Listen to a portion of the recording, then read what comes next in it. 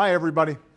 I'm talking with you today from Ivy Tech Community College in Indianapolis, where I just held a town hall and heard from everyday Americans about what we can do together to make their lives a little better.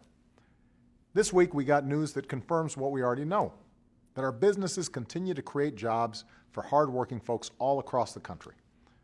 Last month, America's businesses added another 267,000 jobs. In 2014, our economy created more than 3.1 million jobs in all, the best year for job growth since the late 1990s. All told, over the past 59 months, the private sector has added 11.8 million new jobs, the longest streak on record. And in the single most hopeful sign for middle-class families, wages are rising again. So America's poised for another good year, as long as Washington works to keep this progress going. We have to choose. Will we accept an economy where only a few of us do spectacularly well, or will we build an economy where everyone who works hard can get ahead?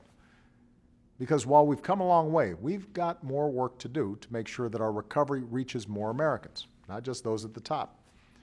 That's what middle-class economics is all about. The idea that this country does best when everyone gets their fair shot, everyone does their fair share, and everyone plays by the same set of rules. This week, I sent Congress a budget built on middle-class economics.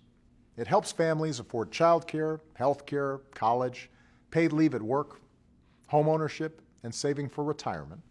And it could put thousands of dollars back into the pockets of a working family each year. It helps more Americans learn new skills to earn higher wages, including by making 2 years of community college free for responsible students all across the country. It invests in the research and infrastructure our businesses need to compete and create high-paying jobs.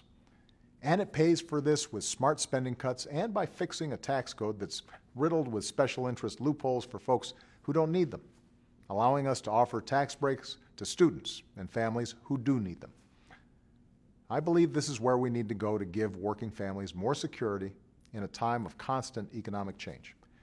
And I'll work with anyone, Republican or Democrat, who wants to get to yes on these issues. We won't agree on everything, and that's natural.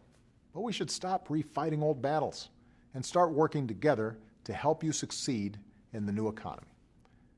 That's what you elected us to do. Not to turn everything into another Washington food fight, but to have debates that are worthy of this country and to build an economy not just where everyone can share in America's success, but where everyone can contribute to America's success. Thanks, and have a great weekend.